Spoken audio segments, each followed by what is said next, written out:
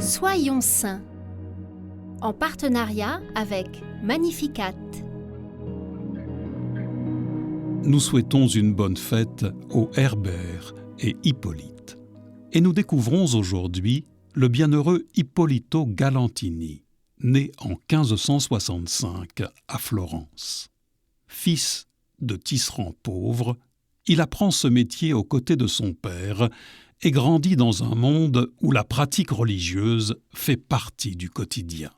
Ce garçon au grand cœur, obéissant et attentionné, est aimé de tous.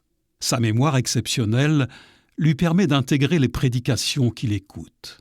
Ainsi, dès son enfance, il rassemble les enfants de son quartier, monte sur une plateforme improvisée et répète les sermons qu'il a entendus, catéchisant ainsi tous ses petits camarades.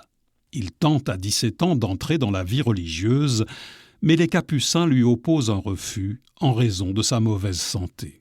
Ippolito accepte, sans esprit de révolte, et décide de fonder une confrérie pour catéchiser et préparer au sacrement les jeunes qui n'ont pas accès à l'instruction religieuse. Il ne se cantonne pas au mystère de la foi. C'est en effet un véritable éducateur aux intuitions brillantes, qui cherche à leur apprendre à vivre en solides chrétiens dans leur quotidien.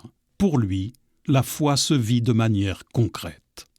Il possède un véritable charisme de prédication et de pédagogie, ce qui le fait remarquer par l'archevêque, qui lui confie un lieu où installer sa confrérie de la doctrine chrétienne.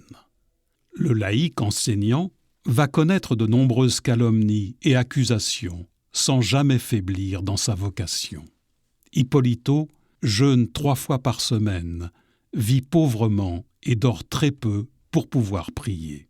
Il accomplit ses œuvres tout en trouvant toujours le temps de donner un coup de main à son père quand cela est nécessaire. Il survit à une épidémie de peste et à une chute dans le fleuve Arno et va souffrir de plusieurs maladies difficiles. Cela ne l'empêchera pas d'essaimer des œuvres dans toute l'Italie. Le bienheureux Ippolito Galantini, en infatigable ouvrier, s'est donné sans compter pour transmettre la foi.